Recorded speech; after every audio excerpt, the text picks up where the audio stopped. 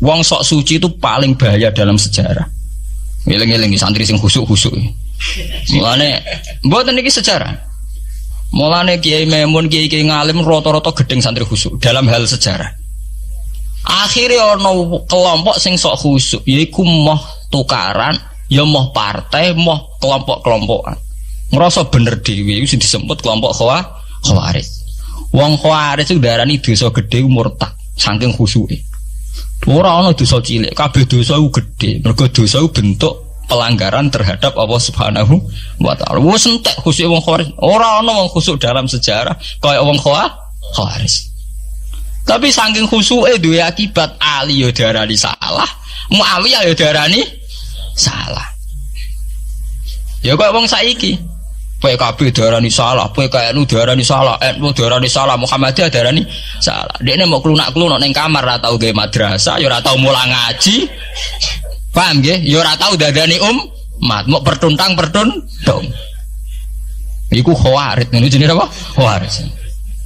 Saelek-eleke partai iku sering duwe paguyuban, mbok grudak-gruduk istighosah mbok gawe sekolahan. Saelek-eleke partai. Saelek-elek ormas yo sering gerakno masa nganggo kebaikan.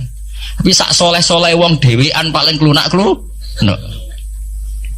Padahal ning nggo madrasah dhewe, nek ora gawe proposal lho. Nek ora ngono donyane entek, padahal donyane mok sapi kuru entek. Iku nggo pondasine tok ora cukup.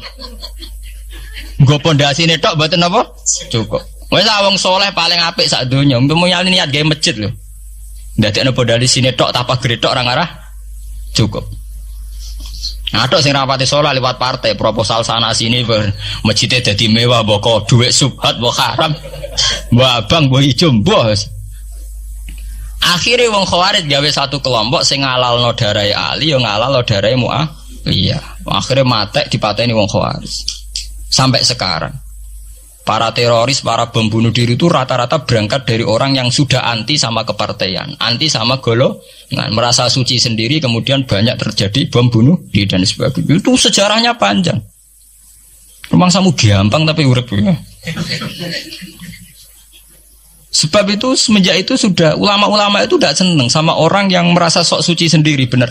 Loh, saya sering ditanya, Gus, sampean itu kan tidak berpartai. Terus kalau organisasi di Indonesia yang kamu ikuti apa? Tak jawab. Asal NU atau Muhammadiyah itu mayoritas. Saya hanya ada di antara dua itu. Asal mayoritas, masih mayoritas. Soal aku tidak pengurus, memang tidak pengurus. Tapi saya milih di antara NU atau Muhammadiyah. Asal masih mayoritas. Secara organisasi lah. Bahwa per detail perilaku kita karena kita punya ilmu. Ya mungkin kita punya keekhasan sesuai kapasitas masing. Tapi kita harus milih salah satu NU atau Muhammadiyah. Karena ya Nabi sering pesan bahirul muslimin wa man sadza fin nar alaikum bil jamaah fa inna yadawahi ma'al jamaah wa man sadza fin nar. Kamu harus ikut kelompok mayoritas. Kamu enggak boleh hidup sendiri. Wa man sadza fin nar, yang merasa benar sendiri masuk neraka. Ya karena itu tadi ada madrasah karena dibikin kelompok NU. Nanti ada sekolahan modern nih, yang menjadi izzatil Islam wal muslimin melawan wong Kristen atau wong fasik ya sekolahane Muhammadiyah.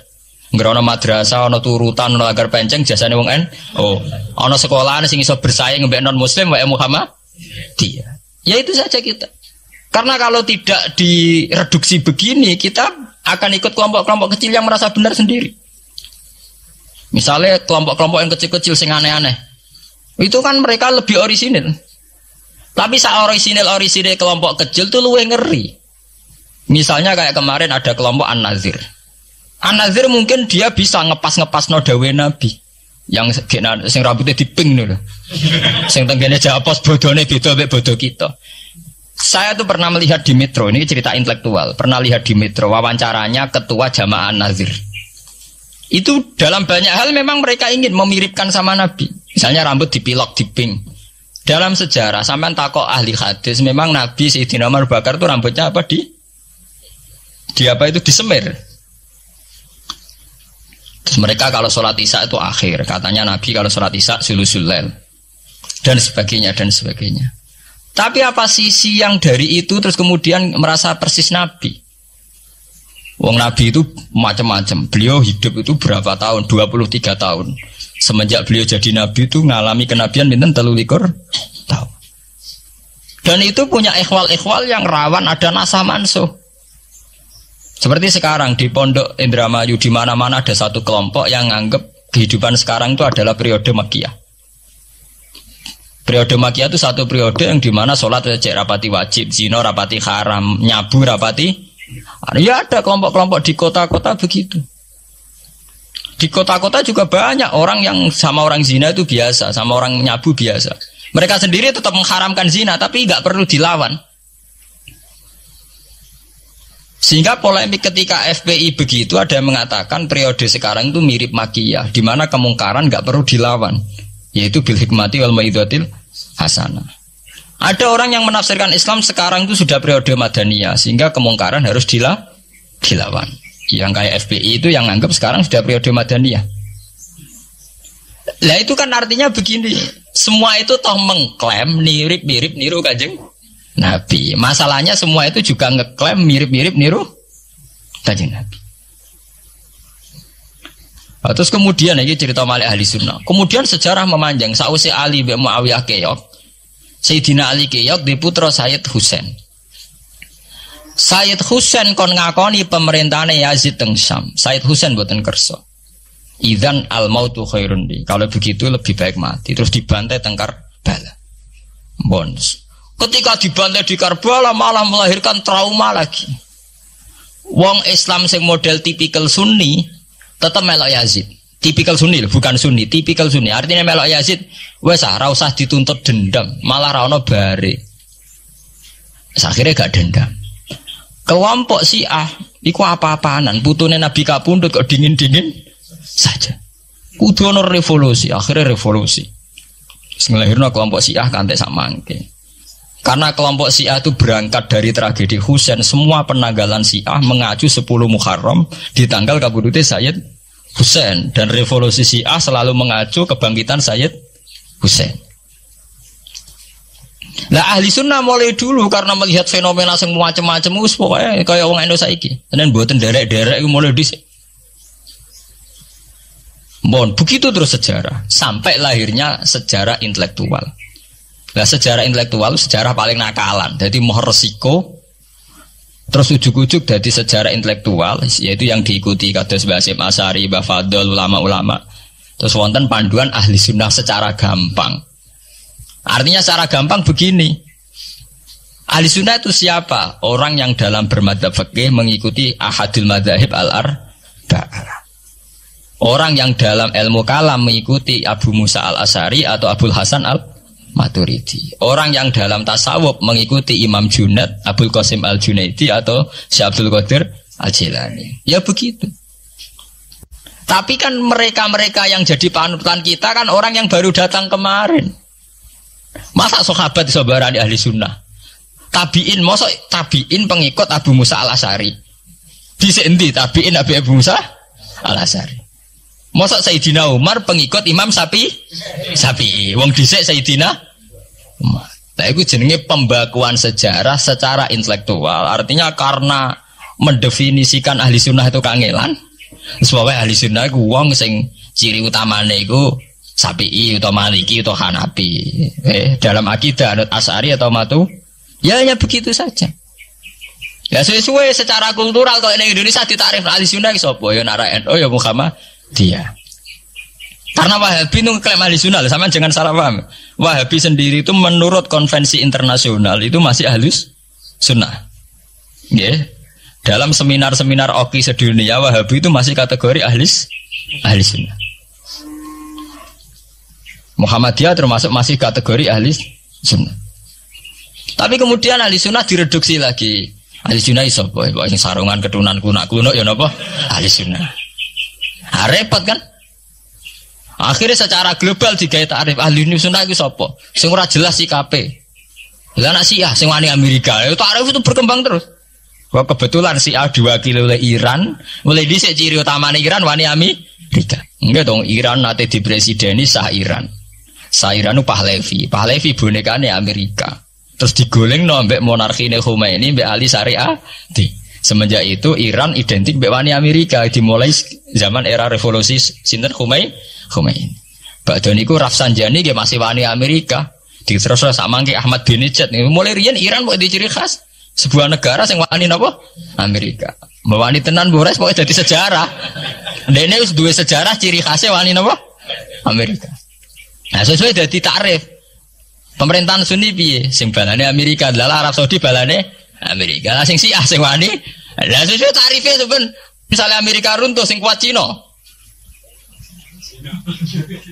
Lah itulah kehidupan intelektual. Kehidupan intelektual itu akan selalu berkembang. Dan kita sebagai ulama, sebagai orang yang ngerti Quran harus membaca itu terus fenomena itu, fenomena pergeseran-pergeseran itu. Lah sampai anak menangi lah jenenge kiai ra ketunan koyo muruah.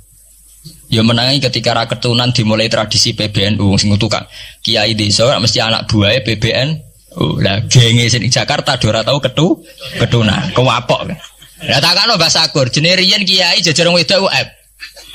Suwe-suwe wala-wali zaman ketuane kiai rak PBNU. PBNU ini jajar-jajar Megawati. Sering metuki samu wedok do salah, nyoro sing kiai desa. Dikritik ku atasan. Ra dikritik keyakinane dekne ora pas kiai jajar wong wedok ora lara. Ya itu zaman mesti begitu. Kiai desa ngrasa nak lunga ora ketunan UF, ketuane kiai ning Jakarta ora ana sing Orang sing ketunan. Cara desa kiai jagoan mbek wong wedok iku ketuane kiai sini Jakarta. Ya ora trimo jagongan, koalisi. Ya itu kehidupan intelektual. Kita harus lapang dada berani membaca itu. Itu fakta. Kowe ora usah dadi khawarit karena kecewa terus dadi napa? Khawarit. Kecewa Pak Hasyim Asy'ari, kecewa Gus Dur to dadi khawarit klunak-klunuk mbek gremang-grem. Tidak bisa. Kita harus gentleman sesuai dawuh Nabi ilzamu jamaahirul muslimin wa man sadda finnar alaikum bil jamaah fa inna yadawi ma'al jamaah wa man sadda finnar. Mulane kula umpama partai nggih milih sing gedhe, ormas nggih milih sing gedhe. Bukan oportunis ya milih yang itu. Mergo sing cilik-cilik malah bulet ngono ngatur. Paham nggih? Mungkin yang cilik itu bener tapi bulet. Cara bahasa ini derek mainstream saja, yang umum-umum saja. Kan kula kiai kan buta lunga ra ketunan ya ra ketunan. Umume wong piye nggih wae umume wong. Kula niku khusus umume wong sing ringan-ringan saja itu sing umum-umum saja. Gitu tadi ya. Karena sejarah ahli sunnah sendiri itu sejarah yang disederhanakan oleh proses intelektual. Kalau baleni malih sejarah ahli sunnah piyambak itu sejarah yang disederhanakan oleh proses intelektual. Ini kemudian ada takrif ahli sunnah itu sapa wong sing cara bermadzhab mengikuti ahadul madzhab al-arba, cara bertasawuf mengikuti Abdul Qasim Al-Junaidi, nggih. Cara bertauhid atau berilmu kalam nganggo Abu Musa Al-Asy'ari atau Abdul Hasan Al-Maturidi. Tapi mana ada takrif itu zaman Nabi? Wong Nabi ora menangi periodene Abu Musa Al-Asy'ari, ya ora menangi Abdul Hasan Al-Maturidi. Zamane mau ngoten tok. Ahli sunnah sinten ya Rasulullah? Ma'ana alaihil yauma wa ashabi. Ya wong sing anut aku lan anut sahabatku. Alaikum bisunnati wa sunnatil khulafair rasyidin al-mahdiyyin. Kowe ku anut aku lan anut khulafair rasyidin. Iya zaman Abu Bakar enak ketuane sitok. Tunggale zaman Basim Asy'ari enak karo anut Basim, nak era putu. Jare sepuh ya putune, jare sitok iku ya putune, iku ya putu, angger wong ya putune. Kula ereng wonten kiai alim wali teng Jawa Timur. Niku anak putune niku ora bangga. Mergo ager wong wis putune. Lho nggih to nggih. Misale Mbah Hasyim Asy'ari kiai top. Nak Mbah Hasyim jek dhewean kabeh wong ngono apa dawuhe Mbah Hasyim. Era anak rek 6 5. Lah nek era putu karek ngitung kan. Anak-anak 5 dhe anak 5 anak putune wis salah. Sawe. Putune madhabe beda-beda. Wong kula mondok sarang nggih menangi. Istilah sarang riyen Bani Ghazali. Madrasah sarang namine Madrasah Ghazaliyah. Era Mbah Ahmad Bani Ahmad. Era Mbah Zubair Dugdeng, alim terkenal istilah Bani Zubair. Samangke pun benten malih. Putrane Mbah Zubair itu banyak. Ya, putrane Mbah Zubair banyak. Nah, kebetulan yang punya nama besar Kiai Maimun. Ya ada sendiri Bani Maimun, yang satu Bani siapa? Bani. Ya sama Mbah Zubair. Tapi era anak kan sudah beda kan? Lah Basim Asy'ari nasibnya ya nanti kayak itu. Beliau satu dulu masih tunggal, wong mesti daerahnya Basim Asy'ari. Era putu. Gus Dur ya putune, Lili Wahid ya putune. Anake Ki Wahid piyambak pinten? Urung anake Pak Yusuf Hasim piyambak pinten misalnya anake wah pirang-pirang kabeh ketika tukaran alasan aku ya putu iku ya putu. Sing dinggo genderane bae ayo. Lah niki kula cerita, Mbah Batu Ampar, Samsudin Batu Ampar wali terkenal. Ya wong dadi putune ya bangga, tapi saiki putu-putune ora bangga. Mergo angger wong ya putune. Lah anak sebagian anake sing seneng wae apa ora angger wong putune. Wong di antara duriane sing seneng wae. Angger wong ya putune. Ini masalah-masalah yang itu tadi. Kemudian ada persederhanaan intelektual. Kayak masalah ahli sunnah itu. Sing anut Sayyidina Ali jari anut sahabat, sing anut Muawiyah jari anut sahabat. Termasuk sing anut Ibnu Abbas, sing anut Abdullah bin Umar. Di mana dua sahabat ini dalam posisi orang melok-melok. Makanya kayak saya, kayak ulama-ulama rata-rata mengikuti mazhabnya Abdullah bin Umar. Karena saat ada konflik Ali Muawiyah, beliau itu bersikeras orang melok-melok. Beliau tetap mengajarkan sunnatul Rasulillah tanpa berpihak kelompok. Tapi banyak riwayat mengatakan Abdullah bin Umar bin Abbas itu kecewa. Hanya kecewa itu getun dia melok-melok. Ya karena itu tadi, ketika ada dua pilihan, ramelok-melok itu ya terus repot. Nggih terus sampean saiki pikir mau nih. Saelek-eleke wong melok P3 atau PKB iku melok nentokno kemaslahatane Jawa Timur, mbuh Bojonegoro, mbuh apa. Tapi saapi-api wong ra melok-melok, nentokno mudun lho ora melok-melok. Sehingga ada mazhab ahli sunnah sing majibno wong kudu melok-melok. Karena saapi-api wong ra melok-melok iku ndak ada yang dikaryakan, nggak ada yang dipekerjakan. Oke, misalnya taruh saja misalnya sampean melok PKB atau P3 atau melok PAN. Saelek-elek melok, itu mesti melok mikir nasib bangsa. Tapi saapi-api melok-melok orang sing mbok lakoni. Sebab itu ya banyak saja ulama yang mengatakan ketika ada partai yang macam-macam kayak kudu melok salah siji. Bukan apa-apa ya nganggo perhitungan amal. Kalau ulama ya pakai perhitungan apa? Amal. Sebab itu ketika ada waqatil Jamal, ketika Sayyidina Ali bentrok be Aisyah, itu ya sahabat ada yang melok Aisyah, ada yang melok Ali, ora kok terus muni ra melok. Ya tapi itu tadi kula wau matur teng awal, ketika Rasulullah dawuh kowe anut aku lan anut sahabatku, dawuh iku masih normatif. Artinya normatif ketika sahabat kepemimpinannya tunggal jelas anut Abu Bakar. Lah nek saiki sahabate dhewe wis tukaran. Iku waktu gale ana wong dawuh kowe anut kiai, mati urip donya akhirat anut kiai. Urusane kiyaine dhewe wis beda be. Ngono urusane kiyaine dhewe wis beda. Ya iya misalnya kiai PKNU kan ngono alasane kowe anut kiai, anut sapa ora anut. Ya empun Mbah, tapi kiai kula P3. Mau cari kiai P3 kowe mati urip anut kiai empun anut Mbah, cuma kiai kula PKB. Lah ini masalah. Lah ahli sunnah itu kayak itu, posisinya itu begitu. Nah, kemudian konvensi internasional mengatakan daripada bulat ngono terus dibakukan secara intelektual dan diikuti oleh Mbah Hasyim Asy'ari, Mbah Fadl, ulama-ulama Indonesia terus gawe takrif sing sederhana. Ini terus dibakukan lewat kitab Al-Kawakibul Lama'ah sing disahkan Muktamar teng Jombang. Ahli sunnah pokoknya panduannya begitu. Fikih aja sampai metu ka madzhabul arba'ah. Tauhid aja metu ka Abu Musa Al-Asy'ari atau Abdul Hasan Al-Maturidi. Tasawuf anut Imam Abdul Qasim Al-Junaidi atau anut Syekh Abdul Qadir napa Al-Jilani. Ya, atau Imam Ghazali ya kayak itu. Artinya umpama bebas ngeri. Misalnya bebas ngeten. Fikih anut Dawud Ad-Dhairi, ora selingkuh terus ki misalnya. Oh, Dawud Ad-Dhairi syaratnya kawin kaya wong selingkuh. Mesine fikih anut Dawud Ad-Dhairi gak barbaran dah. Oleh kawin mut'ah, oleh kampun apa wali, opras ning hotel seksine supir tok terus kowan kawin. Lah umpama tasawuf anut Ibnul Arabi utawa anut Al-Khalas. Apa ora wahdati wujud kabeh manunggaling kawula ing Gusti.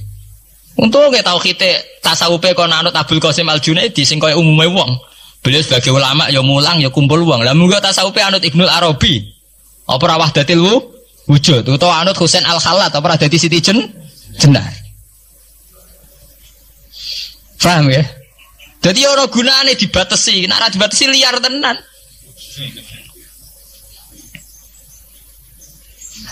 Paham ya? Ini masalahnya bandingannya ekstrim. Misalnya fakih kok kowe anut Dawud Ad-Dhairi. Kaya apa? Nak kena ngomong sing mut'ah. Mulane angger ngaji muin Wahab angger nyritakno syaraté kawin nganggo wali khilafan di Dawud Az-Zuhairi. Nganggo syahid ya khilafan di Dawud. Mergo cek dendam ulama-ulama beda tau diri. Syaraté kawin kok gampange ngono. Faham ya? Lah santri dendam mbek madzhab dhewe mergo syarat kawine santri kudu nglibatno bapake wali. Lah kadang bocah wis pacaran bapake ra setu.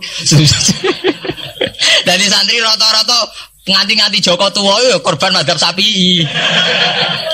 Mergo bocah wis gelem bapake ora gelem. Lah bapak ning gone fikih Syafi'i dilebokno rukun. Dilebokno napa? Rukun. Angel langkane. Lah ya ahli sunnah itu terus disederhanakan. Kula nggih matur nuwun nggih. Saya pikir kados Mbah Hasyim Asy'ari, kados Mbah Fadl, Ki Memun, Ki yang alim riyen Mbah Maksum, Mbah Ali Maksum yang bertanggung jawab terhadap proses pesederhanaan ini. Tapi kita harus terima kasih. Lewat muktamar di Jombang atau musyawarah besar tidak tahu saya. Itu yang jelas di Jombang itu disederhanakan tuh mudah. Ya tadi andai kan tidak disederhanakan begitu. Kayak kasus-kasus di kampus itu. Di kampus karena saking hormatnya terhadap nilai intelektual, tasawuf manapun diambil. Termasuk tasawufnya Jalaluddin Rumi, tasawufnya Ibnul Arabi, tasawufnya Husain Al-Hal. Nah, sehingga mereka enak saja wae Jumatan untuk nganggo tarian, jenis tarian Rumi, gak usah Jumatan. Kok tarian Rumi ya ibadah, Jumatan gini apa? Ibadah. Kok Jalaluddin Rumi gak ada tarian apa? Rumi. Dadi nek eling pangeran mbek joget. Nah muga kita tasawuf pemiku lagi joban dua bejo joget. Ora lucu. Mergo saiki joget itu kan si arul fasaqah. Wong bayangane joget yo inul utawa Dewi Persik. Lah mau ahli sunnah anut Jalaluddin Rumi. Sing yo inul tok para kiai tukang joget. Ora lara kabeh. Sebetulnya Jalaluddin Rumi itu ya orang soleh. Karena logikanya masuk akal. Kalau orang bisa asik dengan musik untuk hal-hal yang mungkar, masa kita kalah asik dengan Tuhan? Kalau orang bisa joget karena alunan musik, masa tidak bisa joget karena alunan nyanyian Tuhan? Wong iso nyanyi, iso joget mergo lagu munajat cinta, ayat-ayat cinta. Masa ora iso joget mergo cinta ning pangeran. Makanya tenggene Jamul Jami' teng kitab-kitab fikih mengatakan, kita meyakini kalau Husain Al-Halaj adalah orang soleh. Kita meyakini kalau Rumi orang soleh. Ibnul Arabi juga orang. Karena mereka berangkatnya itu ya dari keasikan dengan Tuhan. Sampai delok teng Imriti. Imriti itu satu kitab yang dipakai semua pondok di Indonesia. Tapi membayangkan satu prosesi mahabbah juga wong joget, ya nari, yang nganggo gitar. Sampai orang Islam fa'usribat ma'ana domirisani fa'uribat bilhani bil alham. Fa'usribat mongko wis dadi campur apa makna domirisani. Inti maknane domirisani. Fa'uribat mongko diekspresekno apa makna domirisani. Bilhani kelawan nagomatul autar. Alhan itu artinya itu tali gitar, senar apa? Gitar. Bil alhan kelan pira-pira nyanyian. Di wong nak wis tasawufe mahabbah ning Allah dhuwur iku wis ra iso muni Allah ra iso. Muni la ilaha illallah wis ra iso kesuwen. Selak senenge ilang. Akhire mau fausribat makna domiris sani. Sing ana mau hu tok. Mergo kan fa'lam annahu la ilaha ill. Pemirsaan sing pemirsaan hune tok. Annahu sak temne kelakuan saan. La ilaha ill. Sebab itu tasawuf itu kan ono urut-urutan. Nak mubtadi ini wiridani la ilaha illallah, la ilaha illallah. Engko rondok kelas mutawasit Allah. Kelas paling tinggi hu tok ora repot ke. Nah saiki wong tasawuf ora karepe. Dadi ora Allah ora la ilaha illallah tapi napa? Hu. Tapi mun usribat artinya sudah tercampur aduk tengah ati. Fa usribat makna dhamiris san. Lha niku nak mun usribat niku dengan sendirinya nari. Jadi itu terus disebut sakniki secara sejarah karena yang memulai itu Rumi disebut tarian Rumi. Iku eleng pangeran asik sambil nari. Nah, kalau nate maca kitab Masnawi, lumayan masuk akal. Tarian Rumi itu kan ada filosofinya. Misalnya tangan kanan menengadah ke langit, tangan kiri menyebar rahmat di bumi. Jadi intinya filosofinya itu tangan kanan ngambil rahmat dari langit, tangan kiri menyebar rahmat di bumi. Nah, jare canom-nom karek sing nari to Gus. Nak sing nari artis ya menarik, tak ora ya ora. Mergo bareng diperagakan wong jenggoten tuwek-tuwek ra ono sing delok. Bareng ning kampus diteatrikalno sing nari mahasiswa ayu-ayu wong do delok kabeh. Lah deloke krana filosofi cinta apa krana cinta penari lah iku sing perkara. Sing waring perkara ra niku. Bareng sing nari wong ayu kan menari. Lha sing menari iku filosofi nari ini apa penari? Penari ini. Nyatane nek sing nari wong sepuh ya ora menari. Nah, mari perkara bolak-balik esuk nafsu napa? Mari perkara. Tapi memang begitu. Nah, andekan ini kalau cerita malih, andekan para kiai-kiai kita dulu tidak memutuskan tasawuf anut Abdul Qasim Al-Junaidi, tentu kita liar. Bisa saja kita milih Jalaluddin Rumi atau milih Ibnul Arabi atau milih Husain Al-Hallaj atau kalau di Indonesia terkenal milih Siti Jenar. Pramanunggaling kawula ing Gusti. Endi Siti Jenar? Ana Siti Jenar sing ana Allah. Bareng. Lah ya Allah ning ndi? Ning kene anane makhluk apa golek. Sakire bedak-bedakan Mbak Kali Jogo nih. Repot kan wis ngoten terus dipateni jarene. Bareng dipateni darah jare tulisan la ilaha illallah. Wis repot ra ono buare nane. Kaya Husain Al-Hallaj ngoten niku. Mafi JB illallah ning sakku anane pangeran. Ora trimo apa takoki pangeran. Husain Al-Hallaj ra ono. Wiridan la ilaha illa ana ora disembelih wong akeh kuwi.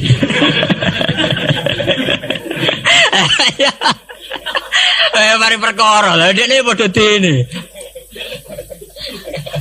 Iya karena cara tasawuf, cara ilmu begitu kan muni illallah itu kan seakan-akan Allah itu bisa kena hijab. Kowe nganti roh wong liya, berarti kowe ora iso nyekseni pangeran. Saat kowe nyekseni pangeran ora iso ngomong liyane Allah, akhirnya ya muni Allah padha. Tak kok Husain Al-Hallaj ning ndi ora ono sing ono Allah, mergo dhekne nganggep donya wis al-adam mahdu. Sebener-bener tidak ada. Ya muni Allah tok niku. Wiridan muni anal haq. Ana dzul jalali wal ikram ora sembelih wong akeh. Dasar sing komentari wong fikih ora dong. Sing emane wong fikih ora dong. Ilmu ngoten iki mboten apa? Dong. Ya ora sambung itu sembelih. Wong fikih mulai dhisik fatwane khas, gak cocok nyembelih. Ya nganti saiki gak cocok muni rasah muni. Mulai dhisik hobine ngukumi wong. Sampai sak gedene Husain Al-Hallaj dihukum. Ya begitu. Makanya kita harus terima kasih ya di NU itu begitu itu tidak mudah proses pengambilan keputusan begitu tidak. Misalnya tafsir ya terus disuruh pakai Jalalain. Kenapa tidak pakai tafsir yang lain? Misalnya pakai Fakhrul Razi. Ya tidak mungkin karena ya itu tadi banyak khas-khas Fakhrul Razi yang susah diikuti. Sehingga yang standar yang mesti muktamad ya kayak Imam Suyuti. Meskipun antara orang alim sendiri ya berpetualangan, kadang cari Ar-Razi, kadang cari Zamakhsyari, kadang cari macam-macam. Yaitu ya disederhanakan. Mohon ya terus lewat ngaji ini jenengan biar ngerti bahwa semua proses aliran-aliran itu adalah proses intelektual yang ditempa oleh sejarah, oleh luka sejarah. Termasuk luka sejarah yang mau dirunut itu mergo bartukah.